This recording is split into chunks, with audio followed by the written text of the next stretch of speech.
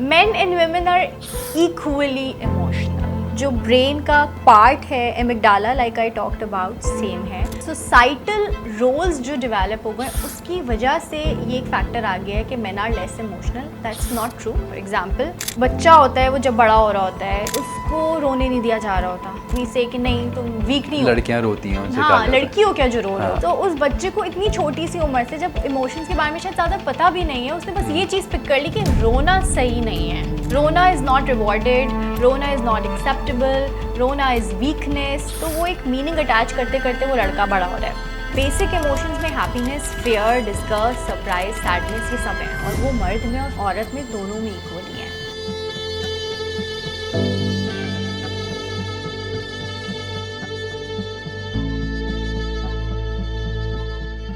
आगे बढ़ने से पहले आप हमारे परवाज़ चैनल को सब्सक्राइब करें ताकि हम आपके लिए इंसाइटफुल एंड वैल्यूएबल कंटेंट बनाते रहें. हमारे इस शो की ऑडियो अवेलेबल है पॉकेट कास्ट, स्पॉटिफाई. वहाँ आप हमारे चैनल को फॉलो कर सकते हैं. Enjoy the show.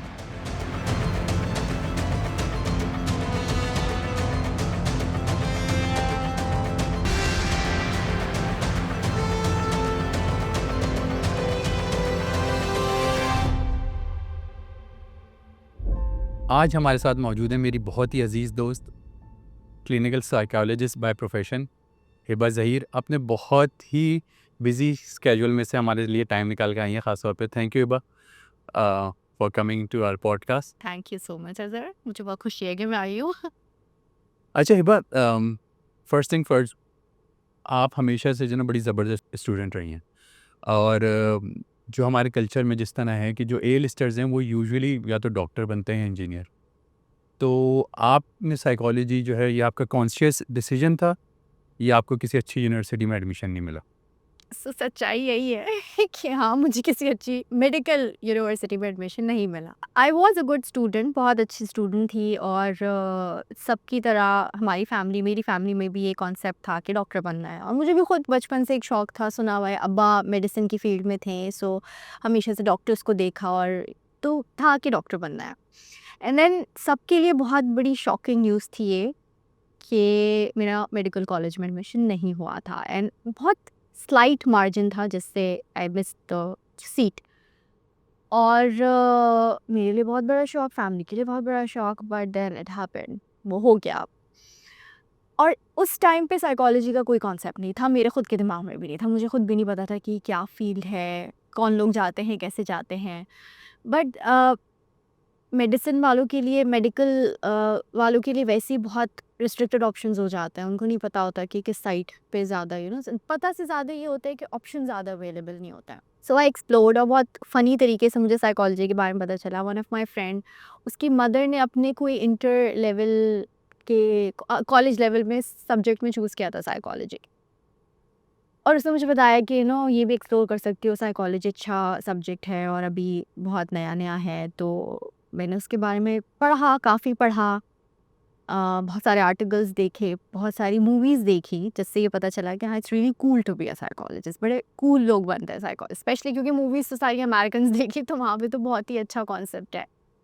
So I decided कि okay fine, this is something जो मैं करना चाहती हूँ, साइकोलॉजी कर लेते हैं. बिकॉज फार्मेसी में मुझे बिल्कुल इंटरेस्ट नहीं था, केमिस्ट्री मेरी बहुत बुरी थी. It's like okay fine, psychology is the subject जो करना चाहिए. एंड आई स्टिल रिमेंबर कि मेरे अब्बा ने मुझसे पूछा था कि अब चलो, अब मेडिसिन नहीं तो व्हाट नेक्स्ट, क्या अब करना चाहिए. और जब मैंने उनको बोला था कि मुझे साइकोलॉजी करनी है, तो there was a like long silence, एक पॉज आया था बिफोर ही रिस्पॉन्डेड. बट अल्हम्दुलिल्लाह एक अच्छी बात मेरे लिए ये थी कि पेरेंट्स बहुत सपोर्टिव थे, फैमिली बहुत सपोर्टिव थी. तो वो बगैर इस कंक्लूजन पे जंप करने के कि नहीं ये तुम नहीं कर सकती, he gave me this time कि फ़ाइन, अगर तुम्हारा डिसीजन है तो think about it, and then अगर तुम करना चाहती हो तो तुम्हें कोई नहीं रोकेगा.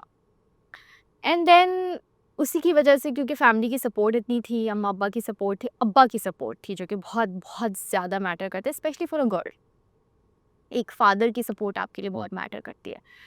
तो ही सेड के दो वो अग्री नहीं करते थे मेरी सिलेक्शन ऑफ सब्जेक्ट से, लेकिन उस वक्त उन्होंने मुझसे कंसर्न भी शो कराया कि बेटा इसकी तो कोई अभी स्कोप ही नहीं है इसका, और क्या जॉब्स अवेलेबल होंगी इसके लिए मार्केट में. अभी तुम अगर अभी बात करो तो हमारे पास साइकोलॉजी कहाँ है, साइकोलॉजिस्ट किधर जॉब कर रहे हैं. एंड देन आई सेड कि बाबा थोड़ा टाइम लगेगा, बट अभी भी स्टिल थोड़ा इट्स अ ग्रोइंग फील्ड, और क्या पता आने वाले सालों में, इनफैक्ट आने वाले सालों में ऐसा हो ही नहीं सकता कि साइकोलॉजिस्ट की रिक्वायरमेंट ना हो।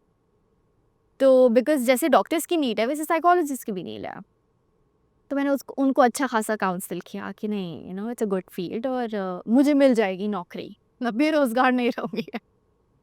सो ही सेड फाइन, अगर तुम्हें पसंद है तो यस गो फॉर इट, और आई एम विद यू। मगर फैमिली फैमिली से मुराद जो एक एक्सटेंडेड फैमिली होती है, वहाँ से बहुत सारे अलकाबात और व्हाट वी से के कमेंट्स सुनने को मिले कि ये क्या कर रही हो, और पागलों की फील्ड में जा रही हो, खुद भी पागल हो जाओगे। I remember this is gathering जहाँ पे एक मेरे रिश्तेदार थे, मैं बोलना नहीं चाहती, मुझे बोला कि तुम फार्मेसी क्यों नहीं करती हो, फार्मेसी करो, तुम पागलों के डॉक्टर बन जाओगी, पागल हो जाओगी, खुद भी 4-5 सालों में पागल हो जाओगी।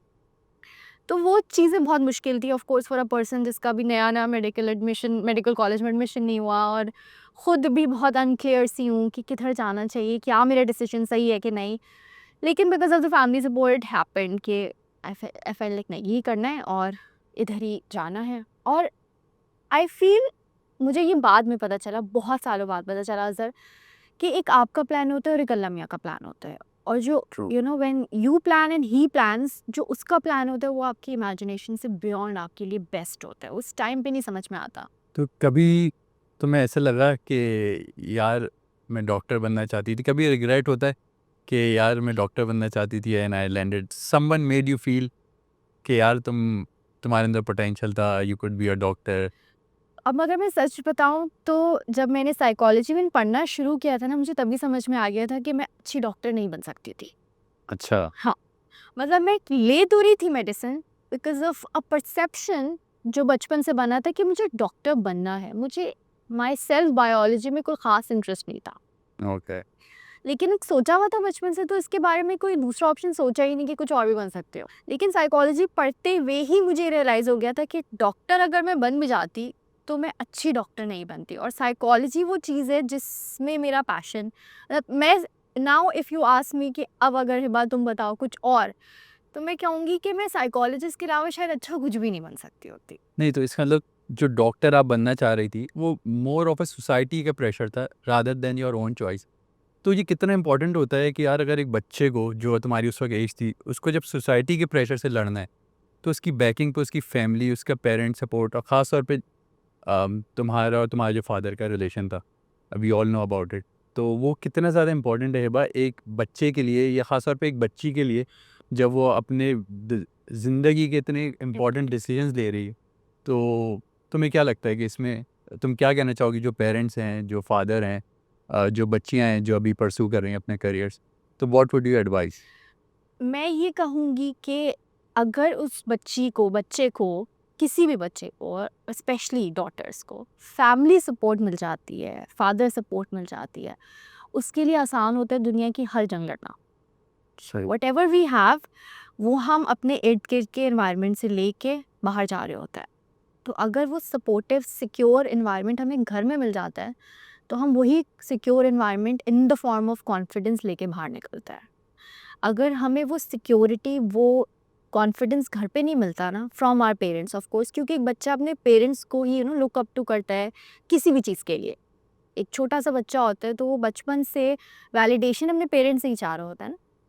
तो वो एक कॉन्सेप्ट हमारे यहाँ हमारे अंदर इंग्रेन्ड होता है। तो अगर तो बचपन अब पेरेंट सपोर्ट, फैमिली सपोर्ट मिल जाती है ना, तो बाहर क्या हो रहा है और कौन हमें क्या कह रहा है उस चीज़ से हमें फ़र्क नहीं पड़ता। असल मसला ही तब आता है जब उन बच्चों को फैमिली सपोर्ट नहीं मिली होती, वो खुद कंफ्यूज हो जाते हैं पर। सो इट्स वेरी इंपॉर्टेंट, और specially when it comes to daughters, father support is humongous, उसको हम बोल ही नहीं सकते, क्योंकि एज आई सेड कि मुझे फैमिली में इतने लोग कह रहे थे उस टाइम पे, एक्सटेंडेड फैमिली में, कि ये बहुत स्टूपिड डिसीजन है, this is the most stupid decision you could ever make, और नहीं करना चाहिए। तो उस टाइम पे मैं खुद भी क्योंकि कंफ्यूज थी, तो अगर मुझे कहीं से कॉन्फिडेंस मिला तो वो मुझे मेरे अब्बा की तरफ से मिला कि जब तक तुम करोगी ना तुम्हें पता नहीं चलेगा हिबा कि तुम सही कर रही हो या गलत कर रही हो। सही। अच्छा, शायद आपके पेरेंट्स की सपोर्ट की वजह ये भी हो सकती है कि they knew, because we all knew कि यू आर वेरी फोकस्ड। सही है? तो हमने बचपन से ही देखा कि जब एग्ज़ाम्स या उससे पहले का टाइम आता था तो हिबा एंड फ्रेंड्स गायब हो जाते थे। और तो you were very focused and we all knew that you will do big and अल्हम्दुलिल्लाह you have achieved it.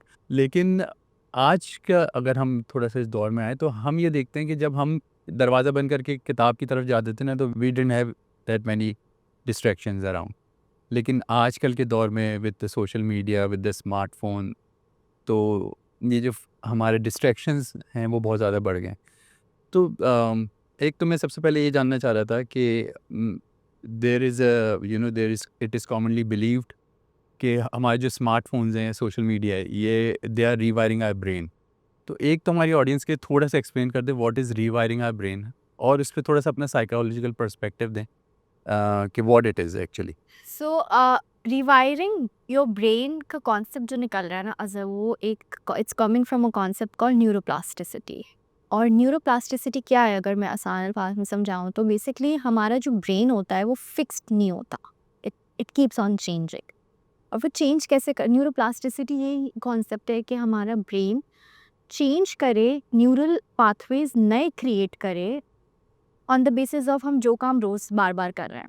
For example, अगर मैं इट्स एग्जैक्टली लाइक दैट कि एक रोड है और वो डिफ़िकल्ट रोड है, लेकिन अगर हम उस पर बार बार जाते हैं तो देयर कम्स अ पॉइंट जिसको आम अल्फाज में कहते हैं हैबिचुअल हो गया। अगर कराची की रोड्स की एग्जांपल लें तो आपको पता होता है हैबिचुअल, गंडे का है। हमें हाँ पता है गड्ढे का है, हमारा ब्रेन रिवायर्ड हो गया है कि इस सड़क पे कहाँ कहाँ गड्ढे, और हम उस तरीके से रहने में हैबिचुअल हो गया है। सही ठीक है, सही। So rewiring our brain is basically neuroplasticity, जिसमें हमारा ब्रेन हैबिचुअल हो जाता है।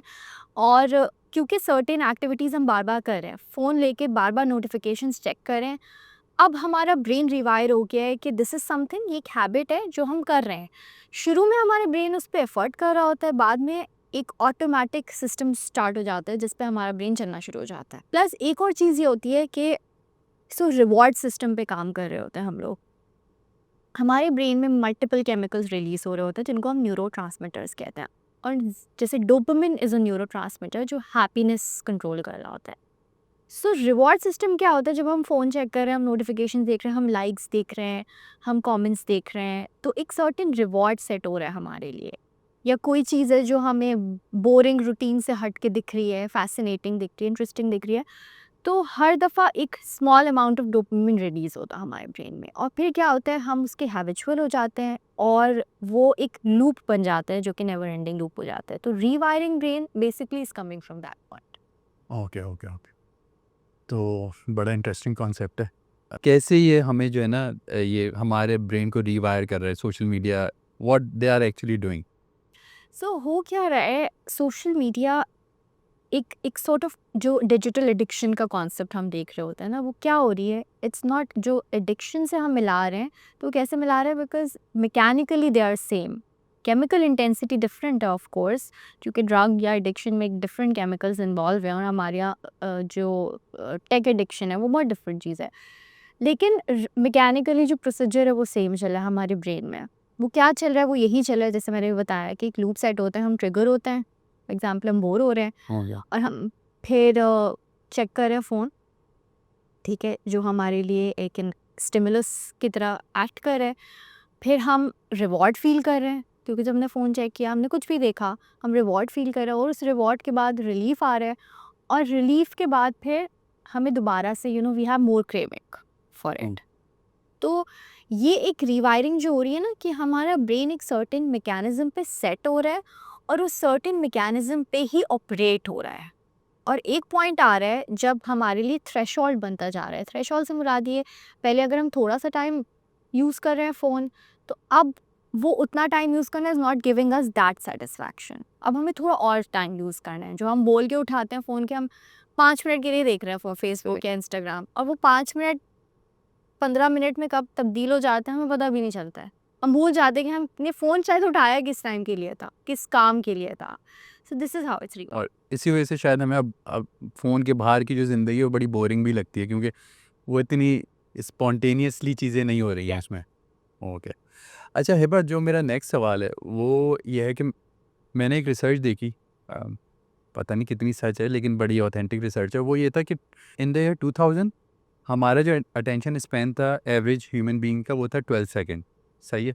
और अभी 2022 में जो रिसर्च हुई है उसमें जो हमारा एवरेज अटेंशन स्पैन है वो है ओनली 8 सेकंड्स। और गोल्ड फिश का 9 सेकंड्स है, तो हमारा अटेंशन स्पैन गोल्ड फिश से भी कम हो गया। तो ये जो कांस्टेंट स्क्रॉलिंग है, नोटिफिकेशन है, ये हमारे अटेंशन स्पैन को या हमारे मूड रेगुलेशन को ये किस तरीके से अफेक्ट कर रही है? देखो ये इस तरह अफेक्ट कर रहा है, इसके लिए भी एक कॉन्सेप्ट है अटेंशनल फ्रेगमेंटेशन। अटेंशनल फ्रेगमेंटेशन क्या होता है कि आपका स्पैन ऑफ अटेंशन चेंज होता रह रहा है on the basis of the habits that you are having, right? For example, जैसे अगर अभी हमने बात की कि पहले हमारा अटेंशन स्पैन लंबा था and now it's reducing, gold fish से भी कम चला गया। क्यों चला गया? इसलिए चला गया क्योंकि हमें कांस्टेंट स्टिम्युलस मिल रहा है टू अटेंड। अब वो इतना हमारा माइंड, हमारा ब्रेन बेसिकली ओवरवेल्म हो चुका है ऑलरेडी स्टिमुलस से, ठीक है ना? सो अटेंशन स्पैन इसलिए छोटा होता जा रहा है क्योंकि हमें कॉन्स्टेंटली हमारा अगेन रिवायर हो चुका है ब्रेन नए नए चीज़ें, नए नए ट्रिगर्स, नए नए स्टिमुलस को रिस्पॉन्ड करने पे।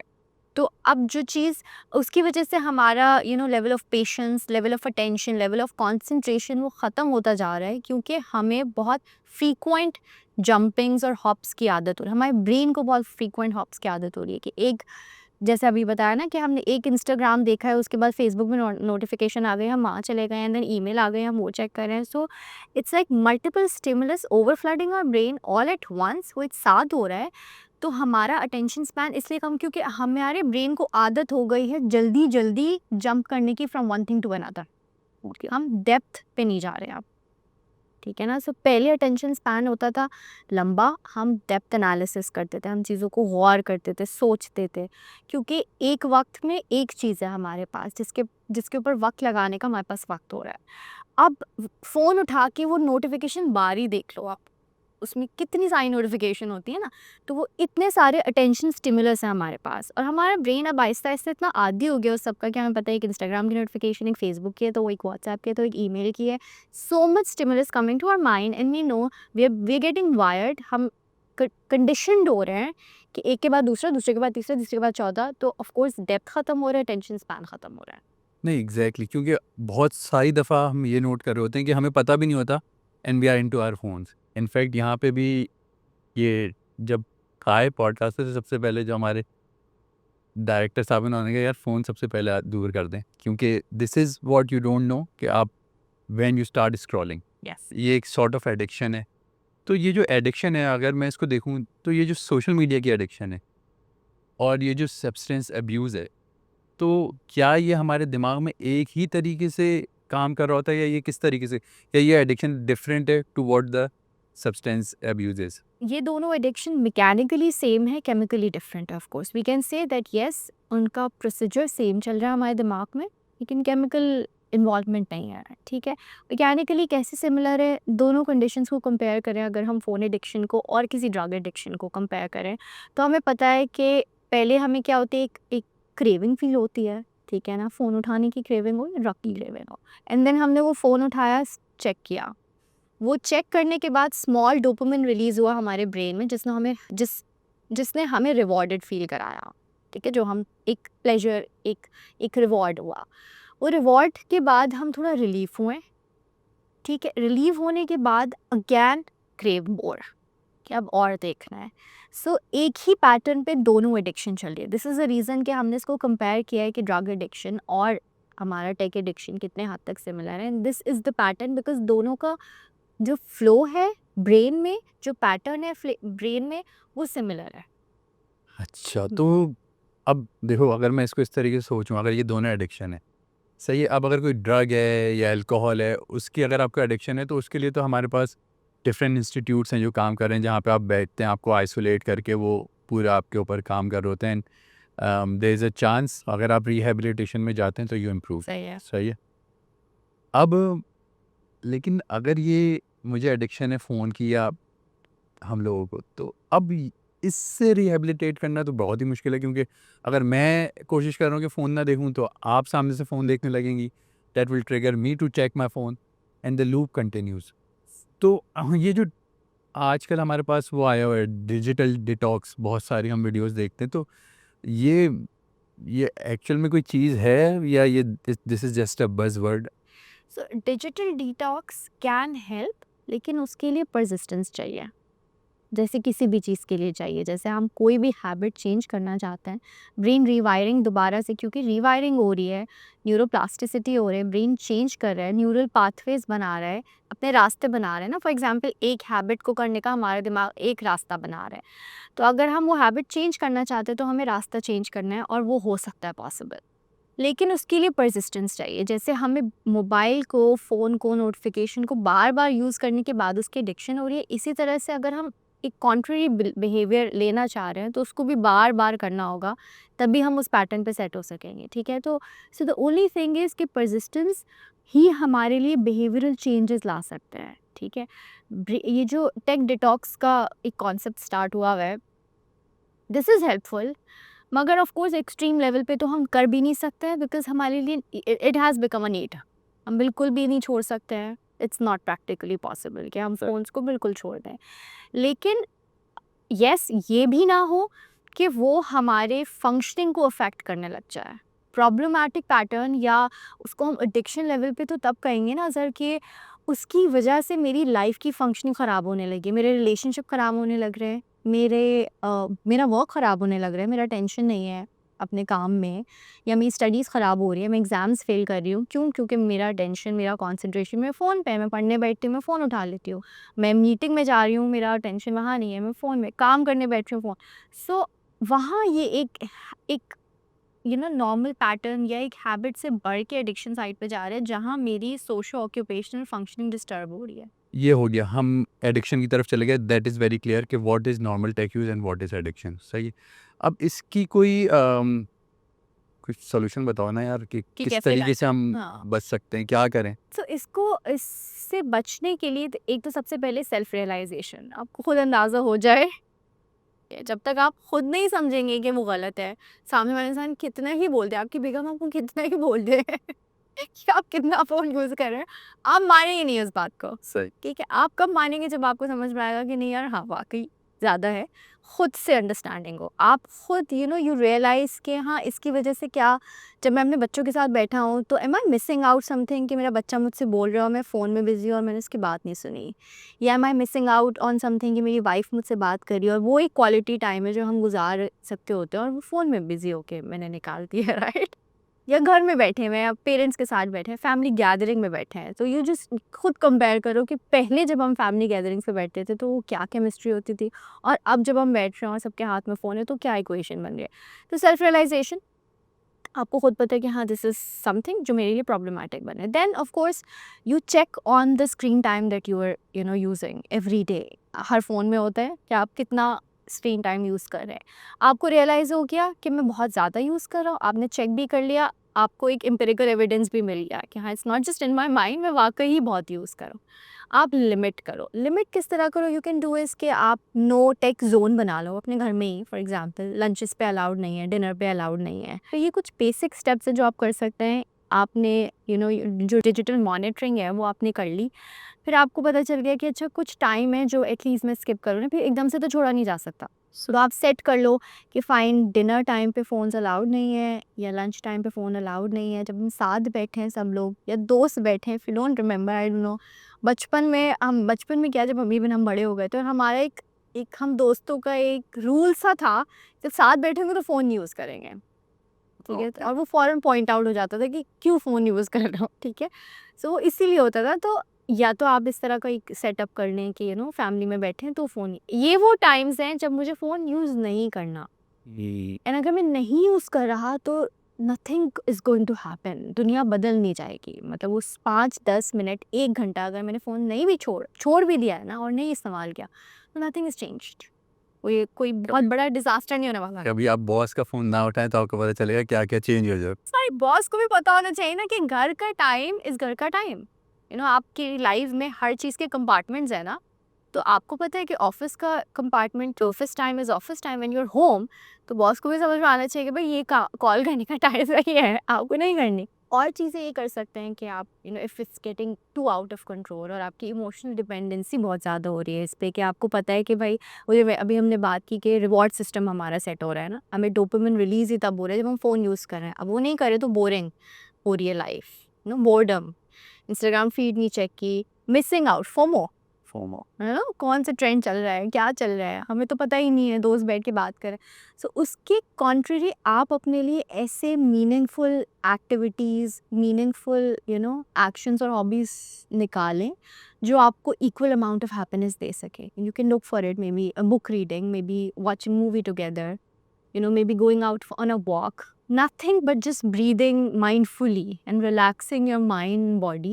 ये वो कुछ बेसिक स्टेप्स हैं, क्या कर रहे हैं, हमारे उस डोपामिन लेवल को सेट कर रहे हैं। हमें रिवॉर्ड अभी भी मिल रहा है, लेकिन हम दूसरी तरह से रिवॉर्ड ले रहे हैं जो हमारे लिए बेनिफिशियल हो रहा है। अच्छा, अभी आपने एक वॉक का ज़िक्र किया, we can go out on walk. अगर हम वॉक पे जाते हैं and then we listen to some podcast और समथिंग, तो वो भी हमारे डिजिटल एडिक्शन में आएगा या that is healthy? So it is also coming into that side कि हम उसी डिजिटल इंटरेक्शन को हटाने के लिए तो उस वॉक पे जा रहे हैं, तो हमें वहाँ पे अपने साथ वो पॉडकास्ट लेके जाने की ज़रूरत नहीं है। हम उस पॉडकास्ट को उस टाइम पे भी रख सकते हैं जो पूरे 24 घंटे में हमने इतने सारे घंटे फ़ोन यूजेज को दिए हुए हैं। तो जो हम फ़ोन यूजेज के बगैर वाले आवर्स हैं ना, वी मेक श्योर कि हम उस वक्त टेक फ्री हो, सही। So we don't need to carry the phone.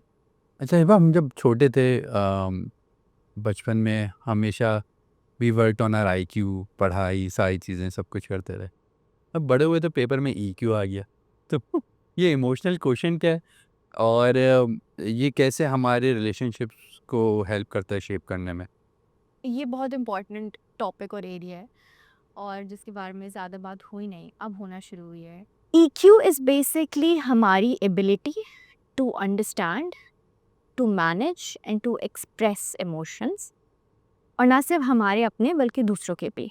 मतलब मेरी EQ तब हाई होगी जब मैं अपने इमोशंस को समझने और मैनेज करने के साथ साथ दूसरे के इमोशंस भी समझूं और इसके एक्सप्रेशंस को भी समझूं। So this is basically EQ, when you are understanding, you are managing, you are expressing the emotions in a right way. और उसके बेसिकली बहुत सारे इसके बहुत सारे फैक्टर्स और कॉम्पोनेंट्स होते हैं, जैसे एम्पैथी इज़ वन कॉम्पोनेंट, ठीक है ना? Self understanding, self realisation is one component जो EQ का ही पार्ट है कि आपको सेल्फ अवेयरनेस होती है, आप एम्पैथेटिक होते हो, आपके अंदर response versus reaction, you are more responsive, you are not reactive. EQ high है तो आप रिस्पॉन्स दोगे, रिएक्ट नहीं करोगे। There is a difference between the two. So these are a few factors जो हमारी EQ को सपोर्ट करता है। थोड़ा-सा रिस्पॉन्स और रिएक्शन का अगर डिफरेंस बताएँ ताकि। So reaction is spontaneous without even processing. Okay. For example, it's very close to the reflex action. गर्म चीज़ को हाथ लगाई, फ़ौरन हाथ हटाया, दिस इज़ माई रिएक्शन। हो गया। जो हमारा रिएक्टिव बिहेवियर होता है ना, उसमें हमारी ब्रेन की प्रोसेसिंग नहीं होती। जो हमारा रिस्पॉन्स होता है वो basically, so it's like stimulus है, then we process it and then we responded, ये रिस्पॉन्स हुआ। Reaction is a stimulus and then reacted it back. हमारे दिमाग को सोचने का टाइम नहीं मिला है। टाइम से ज़्यादा, इफ़ आई टेल यू, हमारा फ्रंटल कॉर्टेक्स जो होता है ब्रेन का, वो basically logical thinking, reasoning, decision making, abstract thinking सब में इन्वॉल्व होता है। और हमारे ब्रेन का एक एरिया होता है एमिगडाला, वो इमोशंस कंट्रोल कर रहा होता है। अगर तो हमारा जो भी सिचुएशन है वो सिर्फ एमिगडाला कंट्रोल्ड हुआ, तो इंस्टेंटली फ्लाइट और फाइट और फ्रीज वाला इमोशनल रिएक्शन की तरफ जाएगा। एज़ कम्पेयर टू अगर हमारा प्री फ्रंटल कॉर्टेक्स इन्वॉल्व हुआ, तो हम रिस्पॉन्स की तरफ जाएंगे। जो भी हुआ उसको प्रोसेस करेंगे, उसको सोचेंगे, उसको वेटेज देंगे। If there is an argument, if there is a conflict, तो बजाय इसके कि हम डिफेंसिव हो जाए, रिएक्शन हमारा क्या होगा, या तो डिफेंसिव होगा या अटैक होगा। सही। ठीक है ना? रिस्पॉन्स क्या होगा? We pause, we think about the situation, जो आर्ग्यूमेंट है, जो कॉन्फ्लिक्ट है, उसके बारे में सोच समझ के ऐसा रिएक्शन, ऐसा रिस्पॉन्स देना जिसके बारे में हमें पता है कि हाँ, ये हमारे इमोशन से ज़्यादा लॉजिकल थिंकिंग में भी ऐड ऑन हो रहा है। So this is a difference. सही है। अच्छा, अभी जैसे तुमने बात की कॉन्फ्लिक्ट की ना, तो कॉन्फ्लिक्ट इज़ नेचुरल, सही है। जहाँ 2 दोस्त होते हैं या ऑफ़िस में कॉलीग्स हैं, तो वो जितने भी अच्छे दोस्त हों, जितनी भी अच्छी अंडरस्टैंडिंग हो, कॉन्फ्लिक्ट्स डू हैपन। और इसको मैं अगर अब इस डिजिटल एज से थोड़ा-सा मैं लिंक करूँ, तो पहले तो शायद फिर लोगों में एक थोड़ी-सी अंडरस्टैंडिंग थी। अब क्योंकि ज़्यादातर टाइम हमारा सोशल मीडिया पे गुज़रता है, तो उसमें जो नॉन वर्बल क्यूज़ है ना, वो तो हमें उसके अब अंडरस्टैंडिंग यंगर जनरेशन में उतनी नहीं है जितनी शायद हमारे उसमें थी। तो उसको देखते हुए मैं ये कहूँगा कि ये कॉन्फ्लिक्ट जो है इसको कैसे हम रिज़ॉल्व कर सकते हैं? कोई हेल्दी तरीका ऐसा हो कि जहाँ पे हम डैमेज ना हो हमारी रिलेशनशिप और हम उसको एक अच्छे तरीके से रिज़ॉल्व कर सकें। गॉटमैन की थ्योरी थी जिसमें उन्होंने 4 हॉर्समैन दिए। ऐसे वेज ऑफ रिएक्शन है जो कि डैमेजिंग है टू एनी रिलेशनशिप। आप रोमांटिक रिलेशनशिप्स लो, आप फ्रेंडशिप्स लो, आप एनी अदर रिलेशनशिप, जिसमें ये 4 ऐसे कंपोनेंट्स हैं या फैक्टर्स हैं जो कि नेगेटिव हैं, जो आपके कॉन्फ्लिक्ट को ख़राब कर देते हैं। वो कौन-कौन से हैं? फिर हम इस पे बात करेंगे कि उसको ऑपोज़िट जो हमारा हेल्थियर वन होगा। सो वो कौन-कौन से जो हम यूजुअली डेली लाइफ में कर रहे होते हैं और हमें पता भी नहीं होता। One number 1 is criticism. Criticism is when we start despite of telling कि मैं कैसा फ़ील कर रही हूँ या तुम्हारे इस बिहेवियर से मैं हर्ट हुई अगर, मैं तुम पे अटैक करना शुरू कर दूँ, तुम्हारे कैरेक्टर पे अटैक करना शुरू कर दूँ, तो तुम हमेशा ही मेरे साथ ऐसा करते हो। जैसा दोस्ती बुरे हो। जैसा पॉलिटिकल टॉक शोज़ में होता है। बिल्कुल, तुम दोस्त ही बुरे हो, ठीक है ना? अगर तुम किसी चीज़ से मुझसे एग्री नहीं कर रहे हो या तुमने एक कॉल नहीं उठाई मेरी, तो रादर देन सेइंग कि तुमने कॉल नहीं उठाई, तुम बिज़ी थे, मुझे टाइम नहीं दिया, मुझे थोड़ा अपसेट फ़ील हुआ। मैं तुम्हें ये कहूँ कि ऐसा तुम हो ही बुरे दोस्त, तुमने मुझे ज़िंदगी में कभी टाइम नहीं, so I am attacking, criticising your character rather than your behaviour. So this is one thing जो कि प्रॉब्लमैटिक होता है। And then there is demeaning behaviour कि मैं ये सबसे डिफ़िकल्ट से ज़्यादा सबसे ज़्यादा प्रॉब्लमैटिक पैटर्न होता है जिसमें मॉकरी या डिसरिस्पेक्ट आ जाता है, ठीक है ना? ये कंटेम्प्ट है, ठीक है? उसके बाद आपके पास आ जाता है stone वॉलिंग। Stone वॉलिंग is when I shut down all of my emotions. मैं बात ही नहीं करूँ। कोई भी कॉन्फ्लिक्ट हुआ दोस्त के साथ, फैमिली के साथ, वाइफ के साथ, हस्बैंड के मैं साथ, यही करता हूँ। बात ही ना करूँ। मुझे इसमें बात ही नहीं करनी है। That's not also a healthy approach. अच्छा, हेल्दी नहीं है? It's not healthy. मैं तो सोच रहा मैं बड़ा अच्छा कमाल नहीं, आप ना पल नहीं कर रहे हैं। आप बेसिकली क्या कर रहे हैं, आपने उस टॉपिक को बंद तो कर दिया है मगर वो रिज़ॉल्व नहीं हुआ है। कॉन्फ्लिक्ट के बारे में बात ना करना डज़न्ट मीन दैट आपने कॉन्फ्लिक्ट को रिज़ॉल्व कर दिया है। कॉन्फ्लिक्ट रेज़ोल्यूशन के लिए you need to sit, you need to talk कि दूसरे इंसान को, दूसरे मेरे पार्टनर को क्या चीज़ें हर्ट की, मेरे बिहेवियर्स में क्या प्रॉब्लम्स थे जिनको मैं चेंज कर सकता हूँ, उसके बिहेवियर्स में क्या चीज़ें हैं जो मुझे कम्युनिकेट ये करनी। तो हमें आदत ही नहीं है यार बचपन से। एग्जैक्टली यही तो मसला हो जाता है। हमें बस अटैक करना होता है, क्रिटिसाइज करना होता है, स्टोन वॉलिंग करनी होती है और भाग जाना होता है। This is what we Like, learn, या okay. This is what we have learn. लेकिन जो अगर हम इसका हेल्दियर अप्रोच देखें कि क्या वो तरीके हैं जिनसे हमारी जो कॉन्फ्लिक्ट रेजोल्यूशन अच्छी हो सकती है, हमारे रिलेशनशिप अच्छे हो सकते हैं। So you sit, you talk, use the I statement rather than attacking the other person. मुझे आपके इस बिहेवियर से कैसा फील हुआ, इट्स अबाउट मी। सो एकदम से जब मैं ये कहूँगी कि अज़र तुम बुरे दोस्त हो, उसके बजाय मैं ये कहूँगी कि अज़र मुझे बुरा लगा, तुम मुझे टाइम नहीं दिया। There is a difference. First statement में तुम अटैक्ड फील करोगे, मैं बुरा दोस्त हूँ। सेकंड स्टेट में तुम्हारे दिमाग में आएगा कि अच्छा it's about her. So mentally हमारे कॉन्सेप्ट आ जाते हैं कि no it's not about me. हम जैसे ही हमें कुछ हमारे बारे में पता चलता है तो हम हो जाते हैं डिफेंसिव। हमारी एक वॉल बन जाती है कि how dare you said something to me about my self.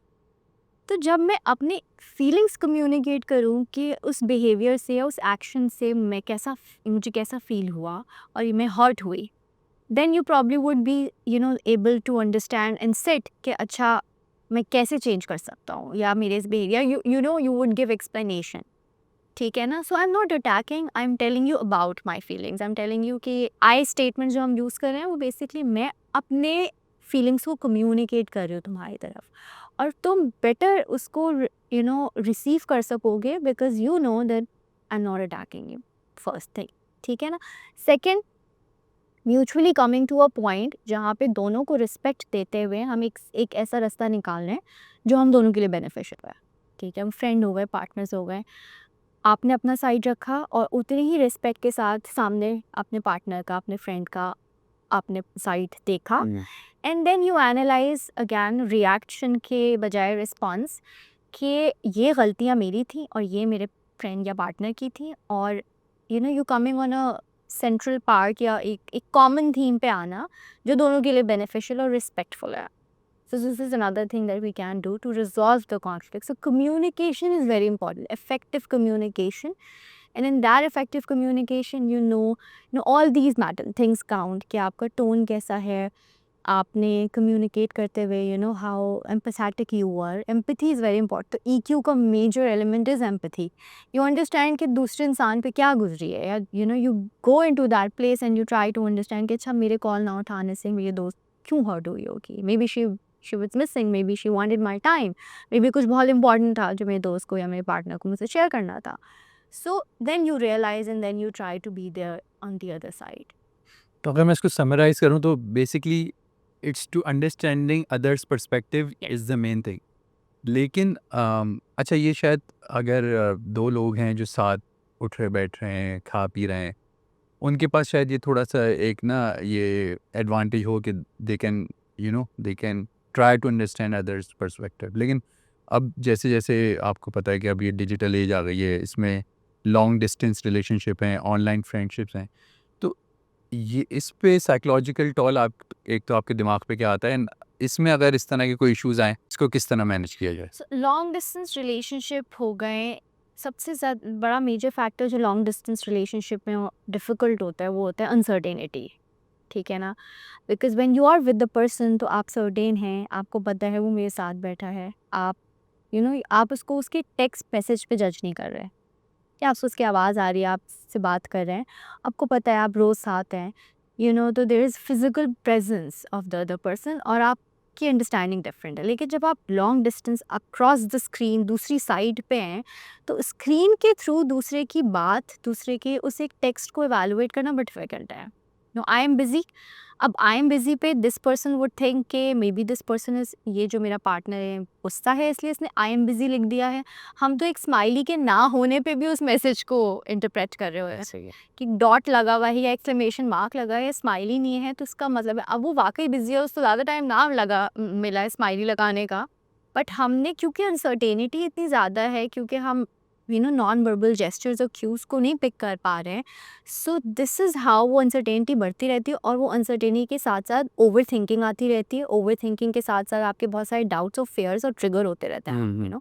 You have a fear, you have trigger, you triggering by that, you getting triggered by that. तो वो फिर ओवर थिंकिंग बढ़ते बढ़ते उस रिलेशनशिप में प्रॉब्लम आना शुरू होती है.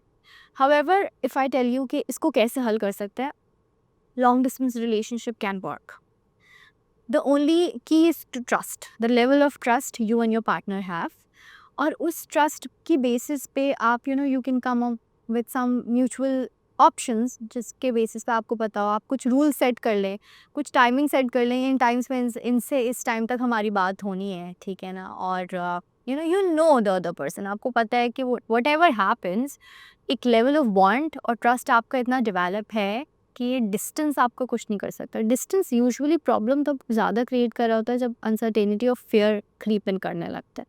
So this is how we can manage, maybe we can talk about it कि हम किस तरह से इस लॉन्ग डिस्टेंस को चलाने के लिए सर्टेन रूल सेट कर सकते हैं जो हमारे लिए, जो मेरे लिए भी एक सेटिस्फैक्ट्री एलिमेंट हो, मुझे भी टेंशन ना हो, डर ना हो, मुझे भी ना लगे कि तुम इग्नोर कर रहे हो या मुझसे बात नहीं करना चाह रहे हो. और जब और दूसरे इंसान के लिए भी ईजी टू मैनेज हो, उनके लिए भी ओवरवेलमिंग ना हो. चलो ये तो एक पर्सनल टच हो गया ना। अगर मैं इसको प्रोफ़ेशनल साइड पे लेके जाऊँ, तो अब ये जो वर्क फ्रॉम होम का कल्चर आ गया है क्योंकि now you can perform your task by sitting at home only on your laptop. तो इसमें जो टीम बिल्डिंग का जैसे हम बहुत ज़्यादा फेस करते हैं, तो जो वर्क कल्चर और टीम बिल्डिंग का प्रोसेस है वो बहुत ज़्यादा हमें ऐसा लगता है कि यार वो हर्ट हो रहा है। वो टीम रिलेशनशिप्स आज नहीं है जो शायद हमारे दौर में थे। बहुत सारे दोस्त आज ऐसे हैं जो हमारे वर्क प्लेस के ही दोस्त थे और उनके साथ ऐसी दोस्तियाँ हो गई कि now we meet each other with our families and all. On the other hand अब मैं देखता हूँ जो नया वर्क कल्चर है, जब तक आप ऑफिस में हैं आपके सही आप एक दूसरे से इंटरेक्ट कर रहे हैं, द मोमेंट यू रिज़ाइन और you are out of the office तो फिर वो बिल्कुल ही शट डाउन हो जाता है। तो ये हमारे जो वर्क कल्चर को ही अफेक्ट कर रहा है, तो इसके बारे में क्या ये हम इसको किस तरह डील कर सकते हैं? सो इसीलिए प्रॉब्लम प्रॉब्लम क्यों आ रहा है, बॉन्डिंग डेवलप नहीं हो पा रही ना, टाइम ही नहीं है साथ हुँ, हुँ। होने का. वर्क फ्रॉम होम हो गया है तो हमें पता है कि बस इतनी ज़रूरत है हमें जूम कॉल पे रहने की, और उसके बाद लैपटॉप की screen shot and then we go on to another world, they go into another world, हमारा अलग वो अलग. हाउएवर जब हम साथ होते हैं, एक टीम में काम कर रहे होते हैं, तो काम के साथ साथ टाइम मिला है, चाय पी लें, इंटरेक्शन है, बॉन्डिंग है, कुछ भी नहीं तो उसी वक्त वहीं टेबल पे बैठे बैठे एक दूसरे से बात कर ली, थोड़ा चक्कर मार के आ गए, एक सॉर्ट ऑफ फैमिली बन जाती है आपकी जो वर्क प्लेस पे होती है. लेकिन जब वर्क फ्रॉम होम हो रहे हैं, इतना डिस्टेंट वर्किंग हो रही है, तो वो बॉन्डिंग डेवलप नहीं हो पा रही. उसकी वजह से ऑफ कोर्स डिस्टेंस है, फ्रेंडशिप लेवल नहीं बन पा रहा, ट्रस्ट लेवल नहीं बन पा रहा, हमारा वो फैमिली इन्वायरमेंट नहीं बन पा रहा है, इसको केटर करने के लिए what we can do is कि मेक श्योर अगर हम इवन इफ अब ऑफ कोर्स ऑर्गेनाइजेशनल रिस्पॉन्सिबिलिटी यहाँ ज़्यादा हो जाती है कि अपनी टीम को कैसे यूनाइटेड रखना है और कैसे यूनिफाइड रखना है, बॉन्डिंग कैसे, कोहेरेंट बॉन्डिंग कैसे। So take some organisational capacities पे बहुत सारे ऐसे टास्क हो सकते हैं, maybe taking some time out for the entire team and asking them to set physical, maybe ऐसी फन लविंग एक्टिविटीज़ हो जाएं, कुछ कुछ जिस जो less stressful of course activity, entertaining activity कह लो, इस तरह की एक्टिविटीज़ में पूरी टीम को इन्वॉल्व कर दे जहाँ पे they get to know each other. There are so many techniques that we can use, जिसमें a round table technique, we sit across each other and then we talk about one thing that we like the most, maybe दूसरे इंसान को पता ही नहीं है। so basic चीज़ें, so interaction build करने के लिए of course एक तो इस culture से निकलना कि it's just the Zoom call or it's just the screen touch and then we don't know each other। bond develop करने के लिए, जैसे कहीं पे भी bond develop करने के लिए साथ होना ज़रूरी होता है। अच्छा, इसी से रिलेटेड एक और मेरा क्वेश्चन है कि जब आप देखो, जब दोस्त होते हैं वो तो आप खुद चूज़ कर सकते हैं, लेकिन कॉलीग्स या वर्क फ्रेंड्स अगर मैं कहूँ तो you don't have any choice, right? तो यहाँ पे डिफरेंट बैकग्राउंड के लोग आते हैं, उनके डिफरेंट मतलब फैमिली सेटिंग्स होती हैं। तो अगर कोई इंडिविजुअल है जो एक ऐसे बैकग्राउंड से आ रहा है जहाँ पे इतनी इमोशनल स्टेबिलिटी नहीं है, सही है, अक्सर ऐसा होता है कि हम देखते हैं यार इसका बड़ा अजीब सा बिहेवियर है, एंड व्हेन वी टॉक तो उसके लिए वो बिहेवियर हमारे लिए एबनॉर्मल है, उसके लिए वो नॉर्मल है, बिकॉज वो जिस इमोशनल सेटिंग से निकल के आ रहा है वहाँ पे दैट वाज एक्सेप्टेबल। तो मैं ये जानना चाहता कि क्या ये पॉसिबल है कि अगर कोई एक ऐसे इमोशनल जहाँ पे इतनी डेप्थ ना हो, हाँ, डिस्टेंट फैमिली है या इमोशनल डेप्थ नहीं है, तो वो इंडिविजुअल अपने आप को क्या रीवायर कर सकता है, अपने ब्रेन को ट्रेन कर सकता है टू द बेटर, हाँ, या कह लेंगे towards from lower EQ to the higher EQ? So yes, बिल्कुल हो सकता है। जैसे अभी तक हमने बात की न्यूरोप्लास्टिसिटी, हमारा ब्रेन कॉन्स्टेंटली चेंज हो रहा है, कंडीशनिंग हो रही है, रिस्पॉन्स बनाते हैं और उसके बाद वो सिमिलर पैटर्न्स जब हम फॉलो करते हैं तो वो हमारी आदत बन जाता है। एक डिस्टेंट इमोशनल पर्सन या बहुत सारे अटैचमेंट स्टाइल होते हैं, अगर मैं बात करूँ तो बच्चा जब बड़ा हो रहा होता है तो there are so many attachment style. There is a secure attachment style जहाँ पे उस बच्चे को फैमिली में नर्चरिंग, सिक्योरिटी, कॉन्फिडेंस, ऑटोनॉमी सब मिला है। तो वो बच्चा जब बड़ा होता है सो उसके अंदर कॉन्फिडेंस, उसके अंदर इमोशनल इंटेलिजेंस, उसके अंदर ये तमाम चीज़ें डेवलप्ड होती हैं, वो टाइम के साथ डेवलप करती रहती है। Because there is a healthy एक पौधा है जिसको हम पानी भी दे रहे हैं और उसका पूरा ख्याल रख रहे हैं हर तरह से, तो वो अच्छा बड़ा होगा। लेकिन एक तरफ एक ऐसी फैमिली है जिसमें इमोशनल इंटरेक्शन नहीं है, बहुत सारी family we don't know that कि वहाँ पे लगता है कि बस फिजिकली प्रेजेंट होना ज़रूरी है, नीड्स पूरी हो गई, बच्चे को खाना दे दिया, बच्चे को सुला दिया, this is all what's important. उसके इमोशंस अंडरस्टैंड करना या अपने इमोशंस कम्युनिकेट करना, इस तरह का कॉन्सेप्ट बहुत सारे घरों में अभी भी नहीं है, ठीक है ना? बिल्कुल। सो वो इंसान जब बड़ा होता है तो वो ये सीख लेता है कि शायद इमोशनल एक्सप्रेशंस ऐसे ही होना चाहिए, ठीक है? कम ही बोलना है, कम ही एक्सप्रेस करना है, ज़्यादा एक्सप्रेस किया that would make you vulnerable, आप नहीं कर सकते हैं, वल्नरेबिलिटी हाई, दूसरे लोग जज करेंगे।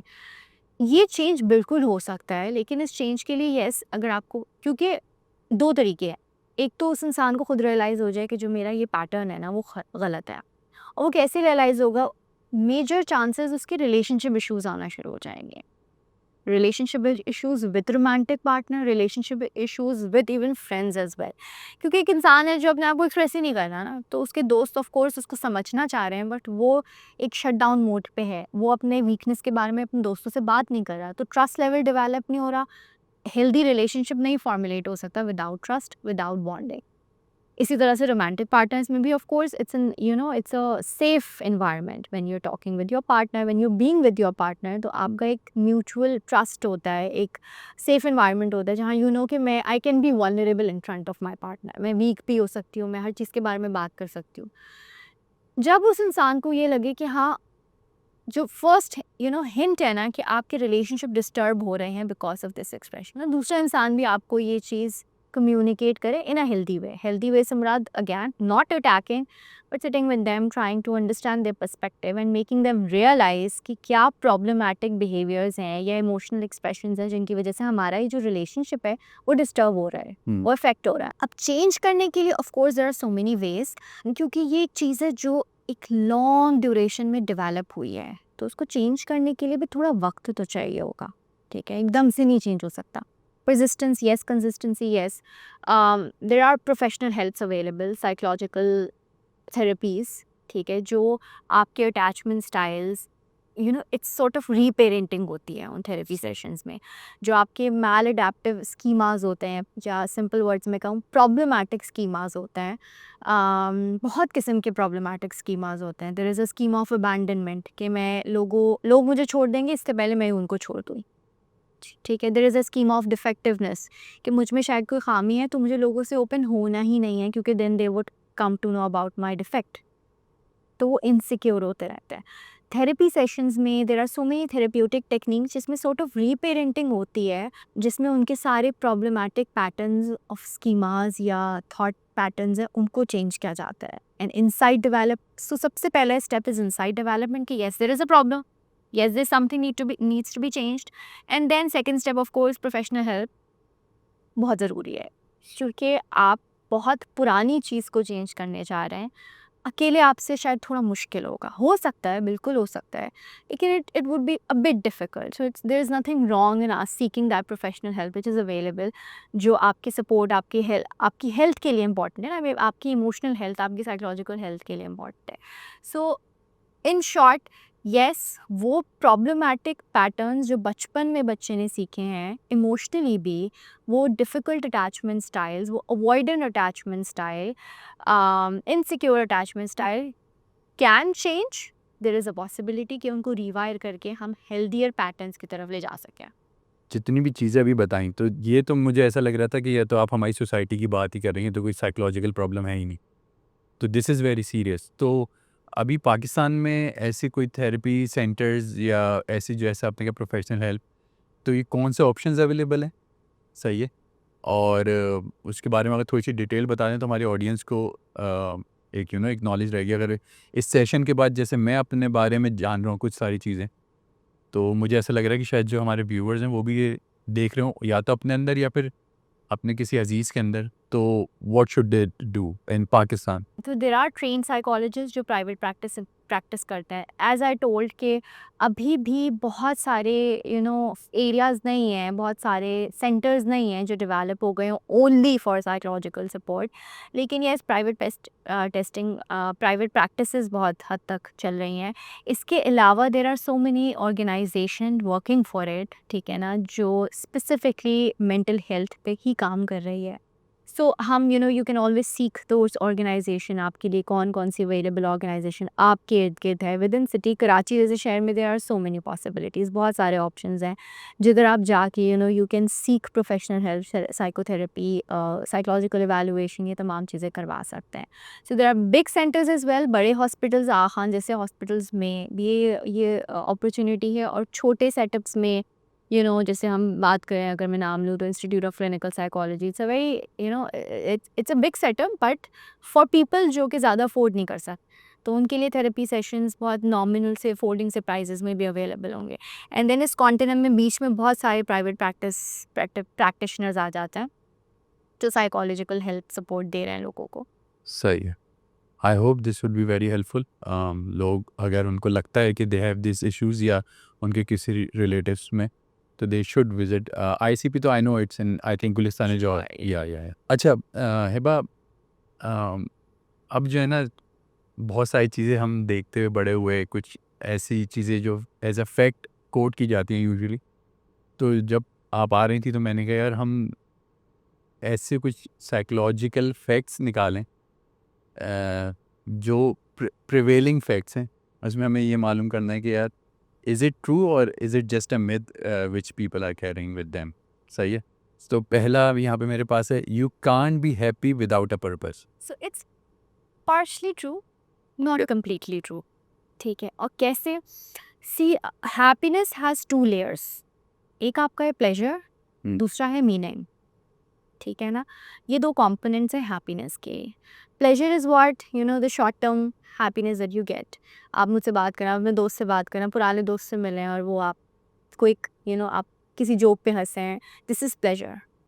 ठीक है? आपने कोई अच्छी मूवी देखी है, दिस इज़ प्लेजर। आपने कुछ अच्छा खाया है, that's pleasure for you.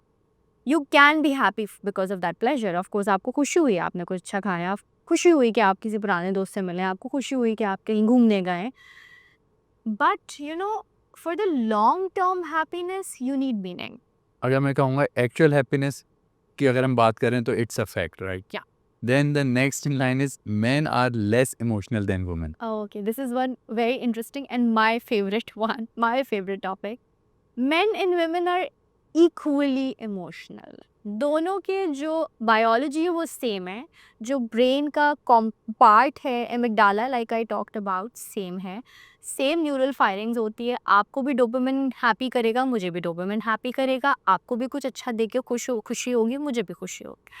So biologically we are similar, it's just societal roles जो डेवलप हो गए उसकी वजह से ये एक फैक्टर आ गया है कि men are less emotional. That's not true. Men are equally emotional as females, दोनों बराबर हैं, सिर्फ इमोशनल एक्सप्रेशंस चेंज हैं। और वो क्यों चेंज है? वो सोसाइटी की वजह से चेंज है। फॉर एग्जांपल, अगर हम ये छोटी सी एग्जांपल है जो आई am sure a lot of people must have heard that, कि बच्चा होता है वो जब बड़ा हो रहा होता है, जो लड़का होता है उसको रोने नहीं दिया जा रहा होता, ठीक है, बिकॉज वी से कि नहीं तुम वीक नहीं हो, लड़कियां रोती हैं लड़की हो क्या जो रो रहा हो, या be strong. So we are associating crying with weakness. मर्द बनो। मर्द बनो, मर्द, यस। सो उस बच्चे को इतनी छोटी सी उम्र से, जब इमोशंस के बारे में शायद ज़्यादा पता भी नहीं है, उसने बस ये चीज़ पिक कर ली कि रोना सही नहीं है, रोना इज़ नॉट रिवॉर्डेड, रोना इज़ नॉट एक्सेप्टेबल, रोना इज़ वीकनेस। तो वो एक मीनिंग अटैच करते करते वो लड़का बड़ा हो रहा है। हाउएवर जो फीमेल्स हैं उनको ये एक्सप्रेशन इज ओके फाइन, वो रो रही है, ठीक है, इट्स ओके, लड़की है ना, वो तो लड़की है, रो लेगी, रो के ठीक हो जाएगी, ये कॉन्सेप्ट दे दिया गया है, ठीक है। On the other hand male जो बॉयज़ हैं उनके लिए एंगर इज़ ओके, तो गुस्सा आ रहा है, चलो कोई बात नहीं, इट्स ओके, गुस्सा है, लड़का है, बच्चा है, गुस्सा आ रहा है। लड़कियों के लिए गुस्सा नहीं कर सकते आप। सही। हालांकि बेसिक इमोशंस में happiness, fear, disgust, surprise, sadness, ये सब है, और वो मर्द में और औरत में दोनों में इक्वली है। It's just that with time होता ये है कि वो बच्चा सीख रहा है कि it's okay to be angry but it's not okay to cry socially. मुझे एक्सेप्ट नहीं किया जाएगा अगर मैं रोया। सो वो इमोशन भी in fact you would see and it's a very common thing कि सैडनेस भी मर्दों की यूजुअली एंगर में तब्दील हो जाती है। वो रो के नहीं बताएंगे, शायद वो उनका आउटबर्स्ट, टेम्पर टैंट्रम्स आना शुरू हो जाएं, अगर उनका मूड ख़राब है तो उदास नहीं होंगे, वो उनका गुस्सा करना शुरू हो जाएंगे, चिड़चिड़े हो जाएंगे, इरिटेबल मूड है, फ्रस्ट्रेशन है, वो फ्रस्ट्रेटेड हो जाएंगे। Why? Because they know it's not okay to be sad, it's okay to be angry. On contrary females को गुस्से से ज़्यादा रोने वाली factor. So in simple words अगर मैं कहूँ, so myth, it's not reality. दोनों बायोलॉजिकली सिमिलर हैं, दोनों का एमिगडाला सेम तरह से काम करता है, दोनों की न्यूरोकेमिकल फायरिंग सिमिलर होती है। सिर्फ सोशली ये एक अटैच कर दिया है कि mail can not be emotional, तो उनका एक्सप्रेशन चेंज हो जाता है। जो लास्ट इन द लाइन है, जो हम बहुत ही ज़्यादा मतलब प्रिवेलिंग है, अब तो मुझे नहीं पता, लेकिन जब हम यंगस्टर्स होते हैं तो we really believe in this, jealousy means love. Biggest myth, okay, सबसे बड़ा मिथ, वाकई बहुत बड़ा मिथ है। या इसलिए क्योंकि तो jealousy is a normal human emotion, बहुत सब में होता है, ऐसा कोई हो ही नहीं सकता एग्जिस्टिंग, क्योंकि नॉर्मल इमोशन है ना। फेयर भी एक नॉर्मल इमोशन है, उसी तरह जेलेसी एक नॉर्मल इमोशन और हर इंसान में एग्जिस्ट करेगा। लेकिन it doesn't always mean love, it doesn't mean love at all in the first place, I would say. क्योंकि जेलेसी आ रहा है from the place of insecurity and from the place of fair. Fair कि शायद ये मुझे छोड़ दे, या शायद मैं इसके लिए उतना अच्छा ना रहूं, वो दूसरा इंसान जो इसके साथ है वो उसको ज़्यादा अच्छा लग जाए, मुझसे ज़्यादा अच्छा लग जाए। So fair and insecurity. तो ये fear of losing the other person, ये क्या फॉल नहीं करेगा कि Fear of losing the other person and fear of losing your own self image in the person's eye. Okay It's not just fear of losing. आप सिर्फ इसलिए नहीं, कि वो इंसान मुझे छोड़ देगा, आपको ये भी डर है कि वो इंसान मुझसे ज़्यादा अच्छा हो जाएगा इसके लिए, सही है। या कोई इंसान मुझसे ज़्यादा अच्छा हो जाएगा। So it's your own disturb self image as well. I feel like I am not good enough for you as a friend, तो मुझे हमेशा जेलसी या फेयर ये होगा कि तुम ज़्यादा दोस्त मत बनाओ, बिकॉज मेरा खुद के अंदर ट्रस्ट नहीं है कि मैं पता नहीं अच्छी दोस्त हूँ या ना हूँ। हाउएवर अगर मेरा एक सेफ रिलेशनशिप है, ट्रस्ट वर्दी रिलेशनशिप है, मैं खुद में सेटिस्फाइड फील कर रही हूँ, कॉन्फिडेंट फील कर रही हूँ, मुझे पता है मैं अच्छी दोस्त हूँ तुम्हारी, और कोई भी दोस्त मिलते हैं लेकिन जो मेरी वैल्यू है, I am secure in my place ना। ओके, सही है। So fear is not just fear of losing the other person. Fear is also कि maybe I'm not being good enough, or somebody else is going to be very good for this person, for my partner, for my friend, more than good than me. Okay. तो insecurity और fear की वजह से jealousy आती है. However, healthy relationship always come from a place of trust. ये बात ऐसे भी सेकंड होती है कि जिस रिलेशनशिप में आप मैच्योर होते चले जाते हैं, तो बिल्कुल वहाँ से जेलसी फैक्टर वे आके ही वो But कम होता चला जाता है, क्योंकि now you are very develop comfortable. yeah. Exactly. So that was the last of it. It was very exciting for me जब मैं ये जमा कर रहा था सारे मिथ्स और फैक्ट्स। Okay. अच्छा, हिबा, दोबारा चलते हैं। जब बात स्टार्ट हुई थी ना, तो आपने उस वक्त शुरू में एक बात की थी कि मैंने ऐसा कंटेंट देखा when you were deciding about to choose psychology. तो मैं ये कहूँगा, जो भी लोग इस सब्जेक्ट में इंटरेस्टेड हैं, या अभी ये पॉडकास्ट देखने के बाद आई एम श्योर बहुत सारे लोग इंटरेस्टेड होंगे, तो उनके लिए आप ऐसा कोई कंटेंट रेकमेंड करें, मूवीज़ हो, सीरीज़ हो, बुक्स हो, या any type of content that will help them to understand psychology better. Okay. So I'm more of a book person, तो शायद मैं बुक ज़्यादा सही बता सकूँ। सही है। अगर बेसिक ह्यूमन माइंड की अंडरस्टैंडिंग चाहिए, there are so many books out there. Atomic habits, I am sure आपने उसका नाम सुना होगा। This is a very good book, very simple, पढ़ी हुई भी है, लेकिन पूछना नहीं है क्या था, क्योंकि अब याद। Very basic, very simple. It gives you an idea of human mind, कैसे ह्यूमन माइंड चलता है, ऑपरेट होता है, बिहेवियर्स कैसे बनते हैं। सो एटॉमिक हैबिट आपकी हैबिट फॉर्मिंग, आपके बिहेवियर फॉर्मिंग को बहुत अच्छे से एक्सप्लेन कर देता है। Then there is another book called blink, मैं उसके राइटर का नाम भूल रही हूँ। Blink is a very good book. वो आपको बताता है कि कैसे आपका अनकॉन्शियस माइंड आपके कॉन्शियस लाइफ को इम्पैक्ट करता है। So there are stages of mind: unconscious, subconscious and conscious mind. Then if we talk about emotional intelligence पे, तो देर इज़ अ बुक, उसका नाम भी इमोशनल इंटेलिजेंस ही है। अगेन मुझे उसका बुक ऑथर का नाम नहीं याद आ रहा। Another book, stepping into a magic, okay. I think William James या गिलबर्ट, ओके। इनमें से कोई एक राइटर है उसका। Stepping into a magic is an excellent book to know about your self, about your soul, about your attachment styles, कि आपके क्या अटैचमेंट स्टाइल्स हैं, and even it has some self help tools and techniques and activities जो आपके उन attachment styles को आपको change करने में काफ़ी हद तक हेल्प दे सकता है, या इनिशिएट करवा सकता है, आपको रियलाइजेशन दे सकता है। So stepping into a magic is an excellent book. इसको मैं कहूँगी सबको पढ़नी चाहिए, और it has tools and techniques जो आपको अवेयरनेस के साथ साथ प्रैक्टिकल टूल्स भी दे रहा है कि आप किन चीज़ों पे काम करके एक बेटर लाइफ की तरफ जा सकते हैं। अच्छा, ये थोड़ा-सा इनजस्टिस हो गया उन लोगों के साथ जो टीवी सीरीज़ और मूवीज़ देखते हैं। सारी बुक्स बता दी। तो मैं बता देता हूँ, 2 मूवीज़ हैं, अगर आप यू वांट टू अंडरस्ट जिसने मुझे साइकोलॉजी की तरफ थोड़ा-सा वो किया। एक थी शटर आइलैंड, मैंने उस दिन भी ज़िक्र किया। वेरी गुड, लियोनार्डो डिकैप्रियो की, in the year 2003। Mind blowing. हाँ, तो वो मतलब उसके बाद मैंने कहा था, यार ये इंसानी दिमाग किस तरह काम कर रहा होता है। Yeah. And the second is the uninvited, I think it was release in year 2009।